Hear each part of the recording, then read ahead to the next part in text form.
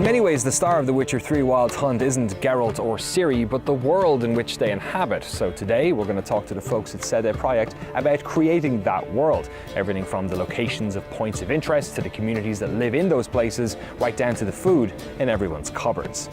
To do this, we must talk to the team about three key areas: level design, environmental design, and open world design. Creating a world this size is a monumental effort. The final version of Wild Hunt features large cities, farms, bandit camps, monster spawners, hidden castles, quiet cottages, and plenty more. But years before any of those features would be finished, the team would start with a blank landmass.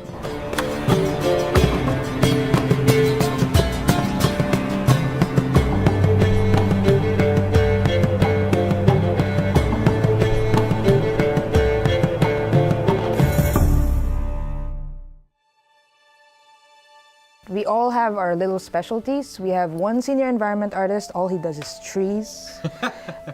Since Witcher 1, I think. Wow. Like trees. Some of us do landscaping. Cool. Some of us like pretty much set up villages. Others do like the meshes of the actual houses. Some of us go through the entire world and just put pots and pans. Basically, what you see right now in this tavern, right? Everything that you see right here, we were putting them on the level. It's easy to make a place look really, really nice and just, let's add more stuff to it. But at some point you have to wonder, how do I play this? Can I even navigate it, or do I get stuck on every single thing that has collision there?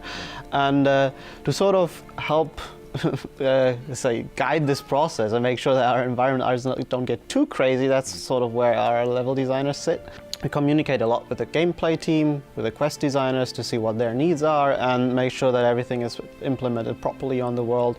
And on the side, we also try to sort of plan how the open world works or looks like, where we have forests, where we have mountains, where villages are, how dense the amount of villages is on the map, and how often players should pop into, some events. Right. So we had points of interest which were combined with environmental points of interest. Things like bandit campfires, abandoned settlements, like hidden treasures.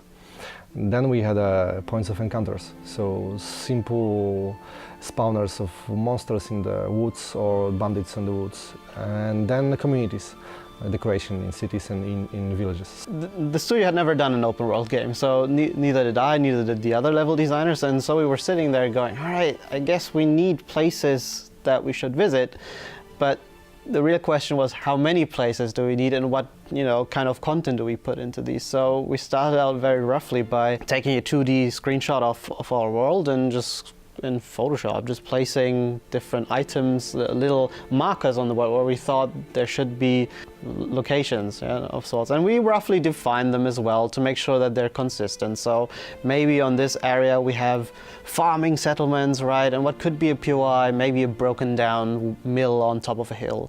And of course the farm itself. But we also try to make sure that everything is the infrastructure is consistent, so we would try to put these places close to each other, connected by main roads, etc. After that, we just took literally blue cylinders. I remember vividly, they were blue cylinders, and we placed them on the map in 3D where we thought these places would be. Right. And then we started just running in between them and taking the time, basically going, all right, so now it seems that every minute I run into one of these locations, which could be of any size. Like we didn't really define if this is a major location or just your average campfire. We did some tests and we found out that player is focused on stuff which we produce. Like every 30 seconds players should see something and focus on it, like a pack of deers, some opponents, some NPCs wandering about.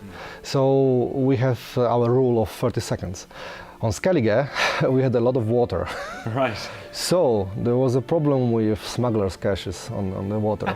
So it used to be that the bay with the clan village used to be facing away from Art Skellige, which resulted in players either docking on the wrong side of the island, going from Art Skellige, or having to go all the way around it. And boat speed used to be much, much slower back then. I remember we had tests run where going from one island to the other, like the bigger islands, took somewhere in between 25 and 45 minutes.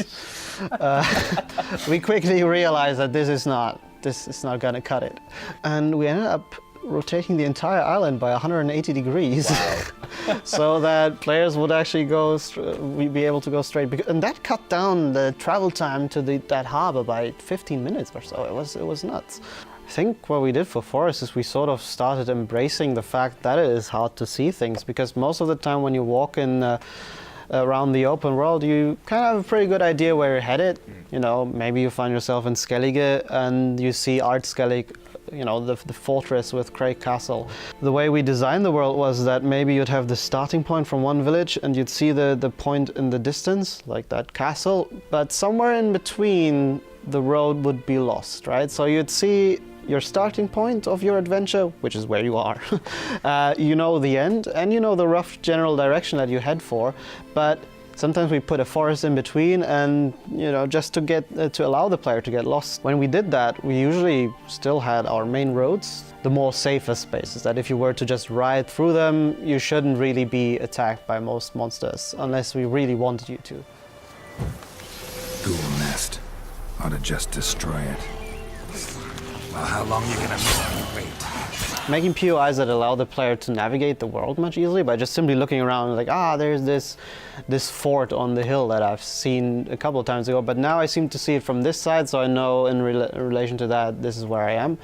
I think the landscape does help with that. In Novigrad, sort of lended itself to this, with the Temple Island being the top, the most highest point, and then you have like the richer areas which are higher than the poor areas, so you have like this gradient throughout the city, and I guess some clever road placement. Overall, if you look at the city, there's just a handful of main roads, if it's not two, and the areas can be very broadly defined, right? You have the harbor, you have the fish market, you have the main square, the poor area, the rich area, and the Temple Island. So this definitely helps, allowing the player to sort of figure his way around the city without actually having to consult the map all the time. Right. So the work starts in an environmental team. They preparing buildings, like a whole setup of the village. Then my team is deciding what kind of purposes people have in those spots. Then we are requesting animations and preparing dialogues for them. So then we have the whole village prepared. For example, we have a village on the coast of the Artskelik, so we need to set up like a fisherman community. So we're requesting works for fishermen, and then preparing dialogues for them, and then together everything creates believable settlement.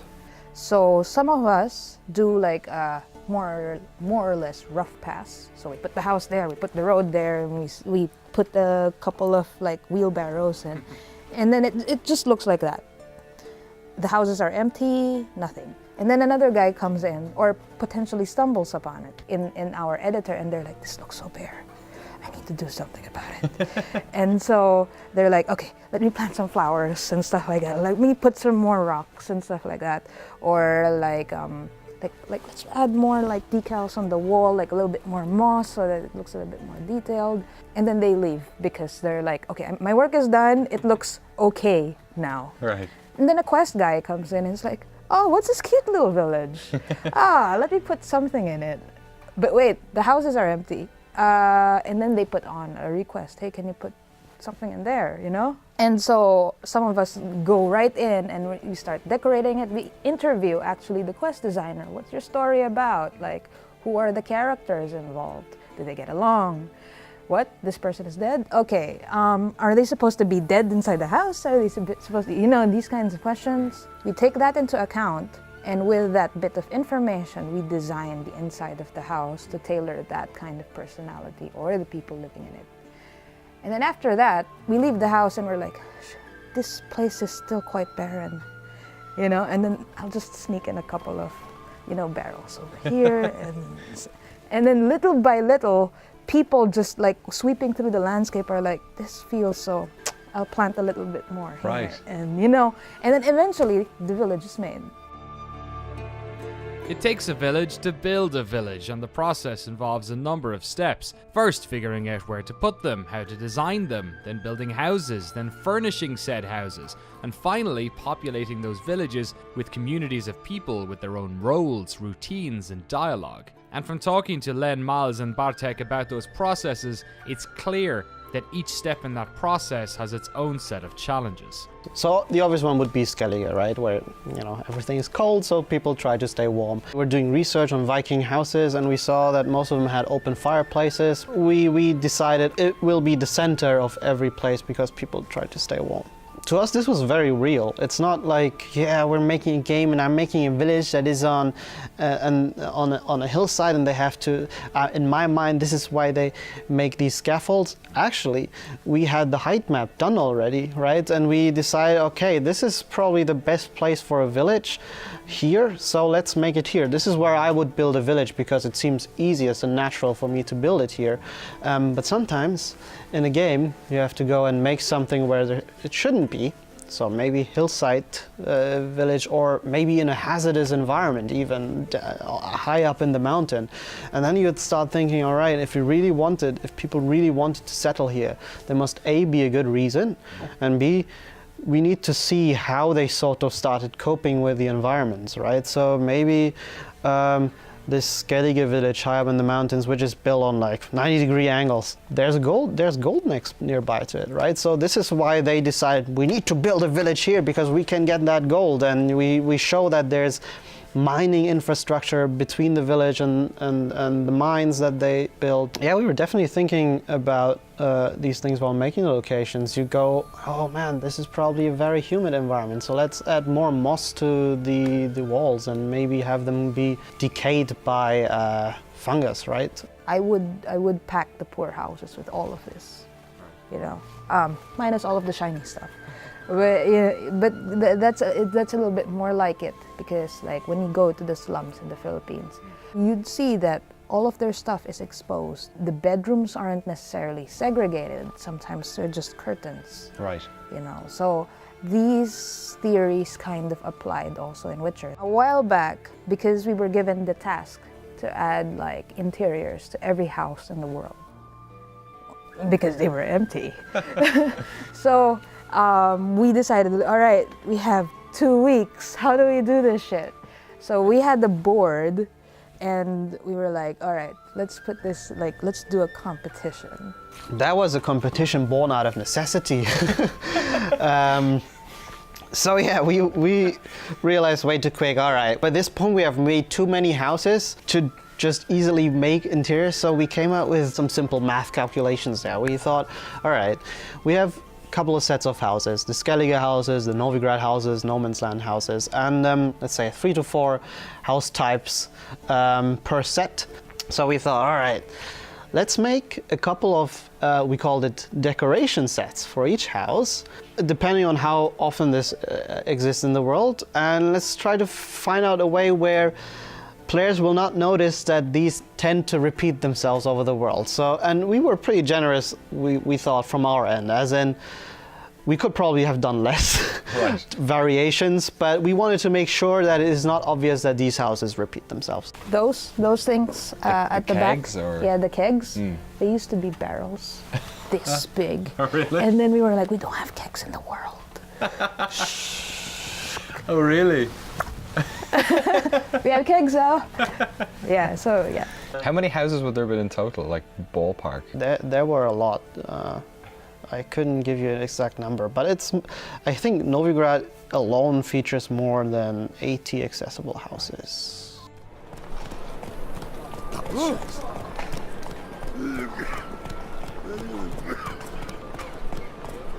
It was something like 15,000 lines for communities. And sometimes it was easier to write those lines, sometimes it was harder because, let's imagine that you have to write 50 times high in a different way. Right. And you need to do that to achieve believable community in the city. I was supposed to prepare like coherent design for parts of the world. So Novigrad citizens they have different subjects, topics, so there's gossips, and on the Skellige Islands, completely different topics, and the same in the Velen. You convinced? Devils take ye. Oh! I advise you well. Steer far from your I was supposed to create really different world using just lines. We had something like a main subject and then smaller subjects for each village. But for example, Nilfgaardians were focused on military topics, thinking about strategy or missing their wives and children. In Velen, the main topic was famine. On Skellige, we had honor and sea and like a Viking stuff. You need to achieve something which is not catchy at all, because this is the background. Right. But sometimes, because you have the dialogue lines, and players are focused on them, but to be honest, this is like a small percentage of the game. Mostly, you are just wandering about, going from one place to the other place, and you keep hearing those things. So you have to create that background, but also leave to the player some like diamonds, small diamonds, so small like cakes for him to just grab it, to hear it, and just wow, that's nice. Well, bring out the gimp. Think the gimp's sleeping. Well, guess you just have to go wake him up now, won't you? We had a lot of funny bugs. There was one point when we were like, let's implement this whole skidding thing that Geralt does when he's on the slope thing. And people had just too much fun with it that they decided to have like, let's try this on this mountain, and let's just fix Geralt's texture so that he looks like a like a snowboarder, sorry. And then they just like let him go and then made him skid through the, yeah. One of them is the 0-0 bug, and what basically the 0-0 bug does is that, let's say I put the house. No, actually no. Let's start with something small, right? I put one of those tankards right here, and then I was like, doesn't look right. Control Z, and then it disappears. I'm like we were doing optimization passes, and part of that was figuring out physics, right? How many physical objects that you can actually move around can we have? And I remember we were being told that there's an area where there's a lot, and this one house is really weird where it drops and then the items or something disappears or something, and we had to actually do research as to where do these land. somewhere in the world that tankard actually pops up. Right. That's what Control Z did. Puts it in the middle of the world. We have like this asset selection, right? You see a list, you select it, and you see that the transform data, the coordinates in the world read 0, 0, 0, and you're like, huh? Start looking there, and then that was amazing. It's like opening the box of Pandora. Like trees, houses, you had swords, I don't know, there were NPC meshes. We had like this reference guy who was basically just like a gray person of 190 height. We just placed next to objects to see how large our cave or whatever we made would be. He was there. And he was having himself a party with all sort of market stands. It was crazy. It was somewhere in Velen. And you would travel from Baron's Castle and you would see this pool with, I don't know, cupboards and walls and stuff. There's a house and 500 tankards and a horse and a chair and a bench, and it's just like all just there. We ended up deleting most of it. I know most of the spaces, and Skellige it is in the bay of Art Skellig. It just drops into the water. Yeah, and the coolest thing is actually that in No Man's Land, the space was above ground level. Right. So we marked this one with a special tree. There's a forest with a little creek, I guess. And there's this one rotten looking tree that stands right in the middle, and he stands right on 0, 0, 0.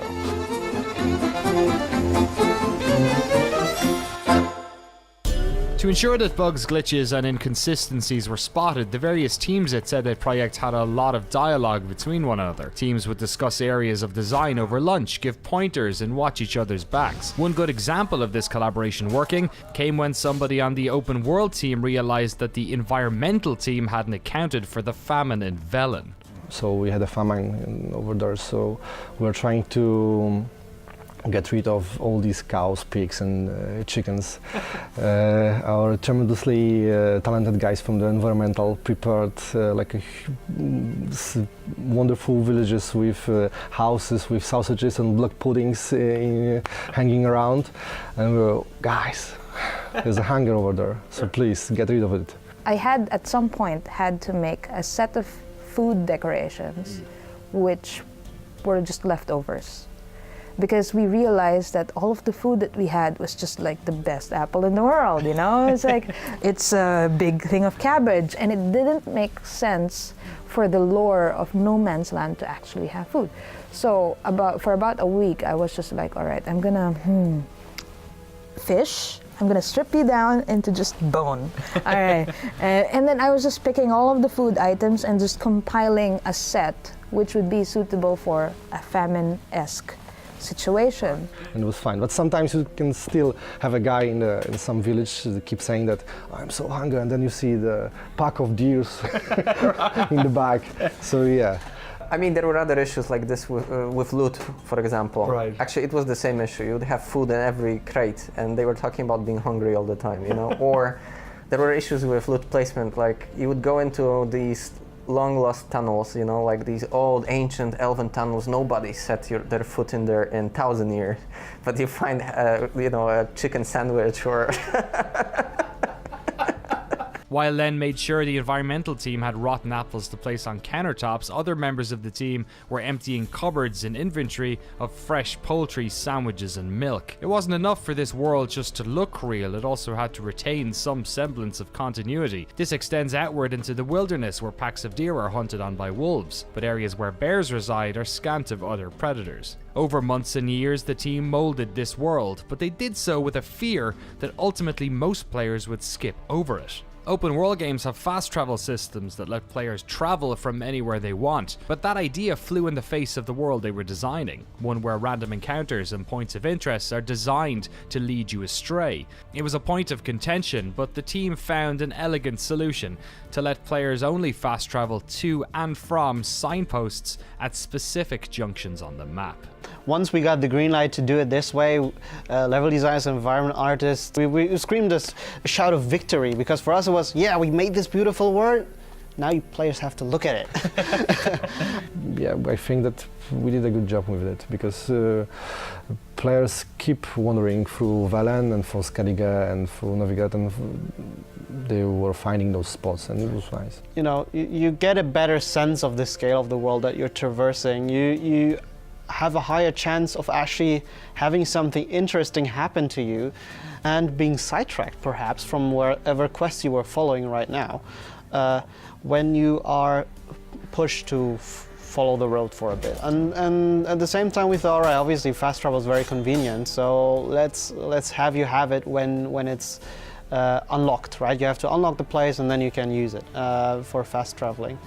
I realized that not all players were happy with that, but I think most of them appreciate it, really, because some of the most coolest stories that we had and that I read on the internet or saw happening on YouTube or what have you were definitely chance encounters by people trying to get somewhere and then being sidetracked by something else. As somebody who loved the books and then, you know, loved the first game and then was able to be part of this crazy story for CD Projekt, are you proud of the work that you've done? Yes, I am. Yeah. Yes, I am. Like I remember a whole long months of the project which were free, and sometimes I was afraid, sometimes I was tired, but I felt that we are doing something special, and I was sure that we will achieve it. And now when I'm watching the parts of the game on YouTube, I was preparing for that interview today, and I was watching some things which I've did. I wrote those lines, and I see that people appreciate those things and really like Witcher, and it is amazing feeling like that I'm part of something special, like a special game and special company.